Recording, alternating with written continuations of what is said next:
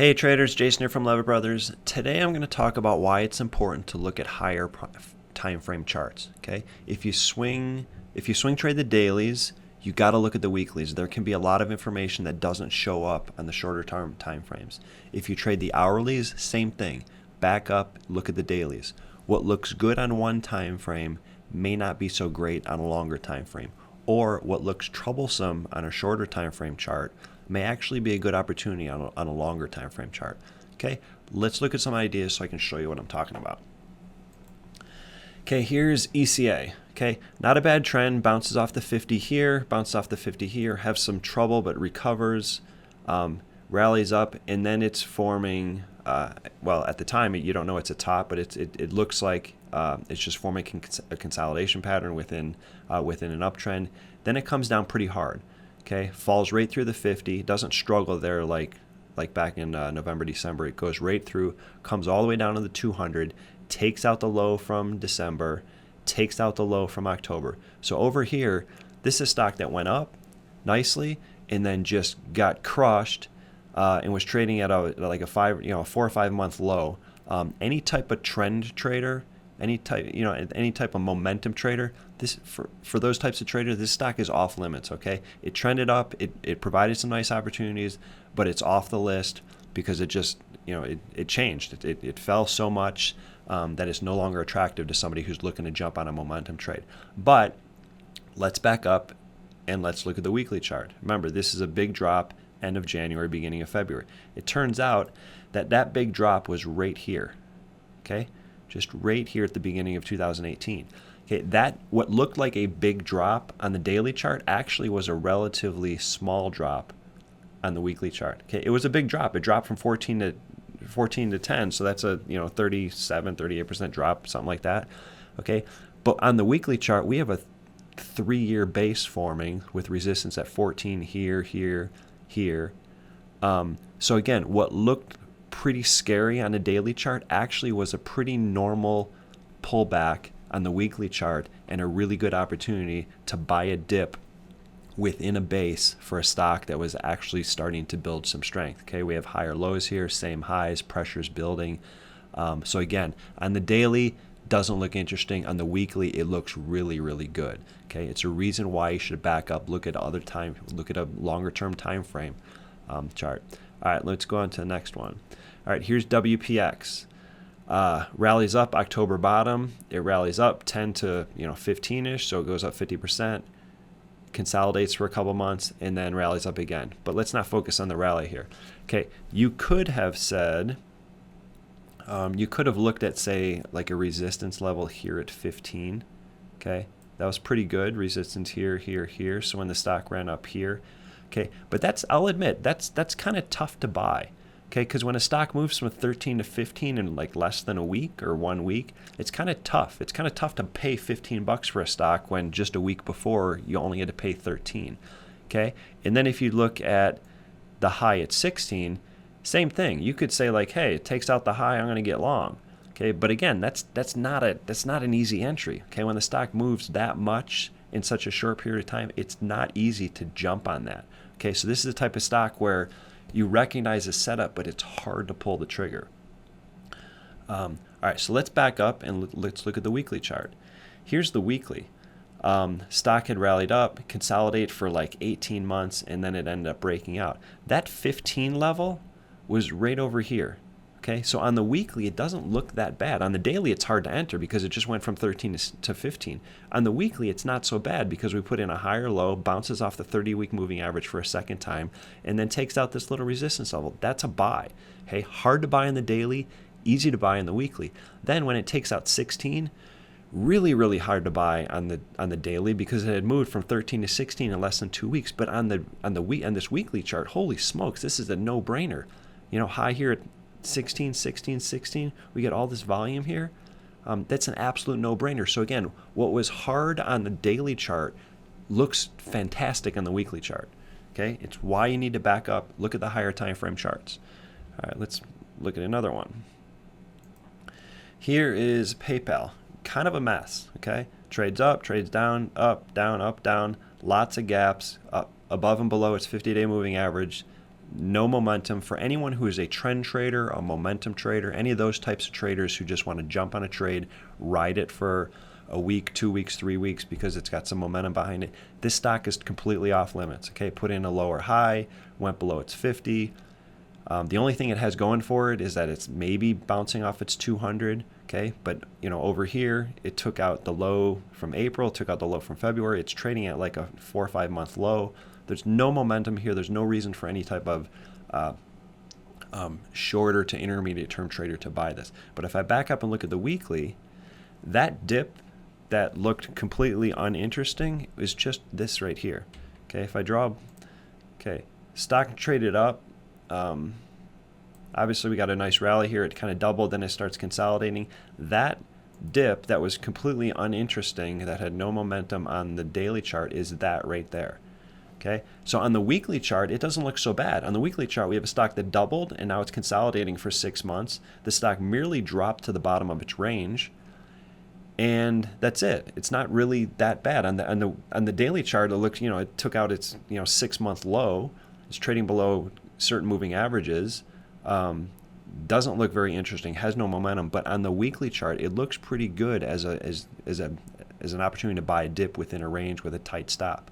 Okay, so again, what looked bad on the daily looks pretty good on the weekly.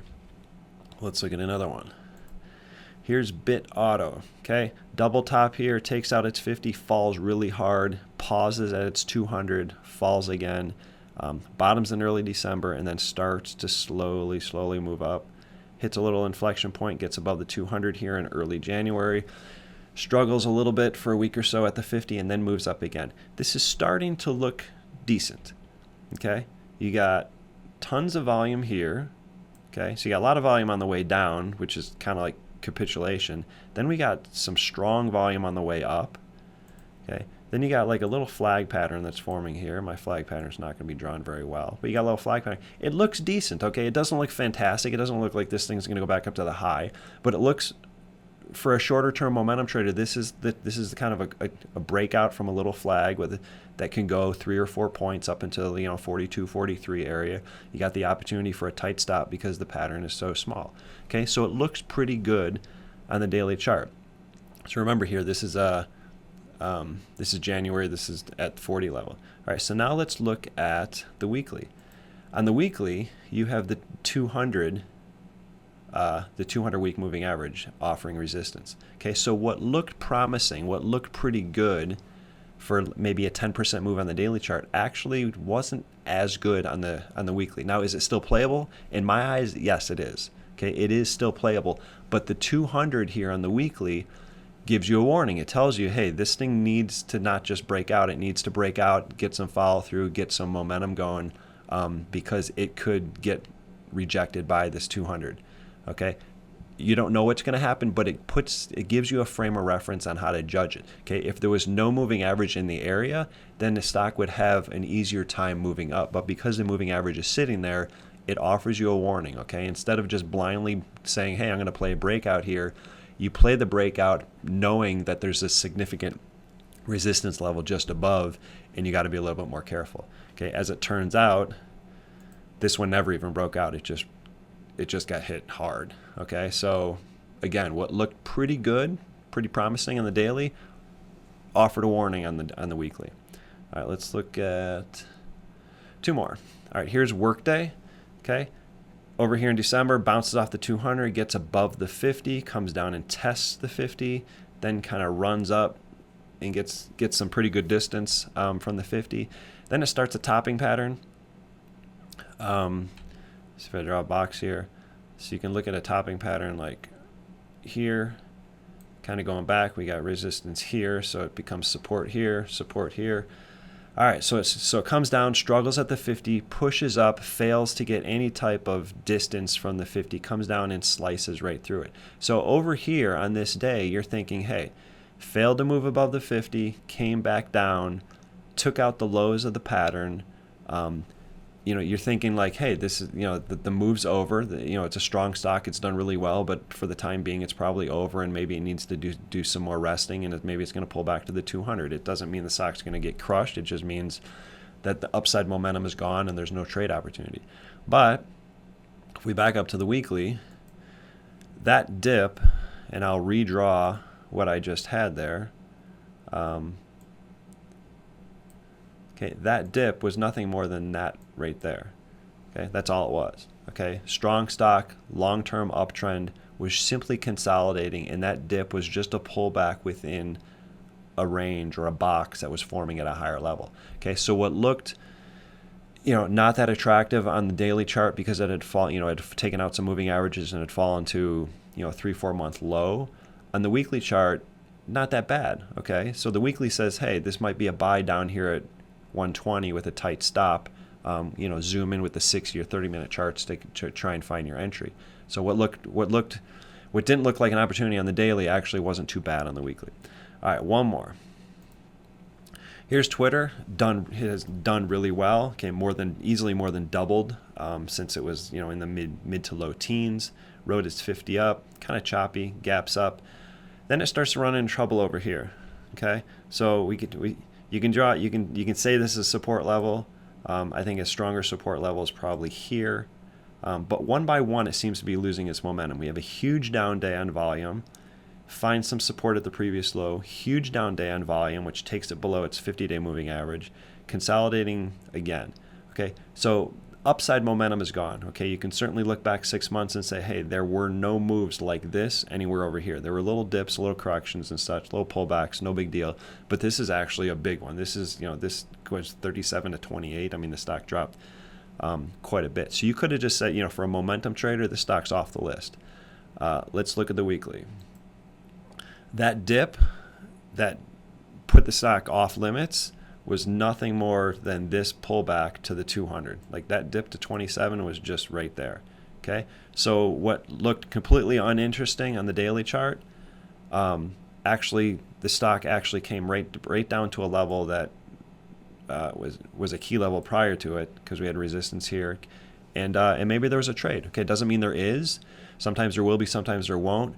But the point being that what looked bad on one time frame actually looked pretty decent on another time frame, or at least there was something to look closer at. Okay. All right. So my message here is to look at multiple time frames. What looks like a great breakout on a daily may not be so great when you look at a significant resistance level on the weekly, and what looks scary and not very interesting on the daily may actually look like a good opportunity on the weekly. Okay. That's the point I want to try to make today. All right, thanks for listening. If you like the video and want me to do more, give it a like, share it with your trading friends. Come check us out at Leavitt Brothers, leavittbrothers.com, leavittbrothers.net. We provide trading ideas, market analysis. If you're not ready to subscribe, that's great. There's a link in the show notes below where you can sign up for our email list to be alerted of new content, or you can just subscribe to our channel right here at YouTube. Again, thanks for listening, and I'll see you next time.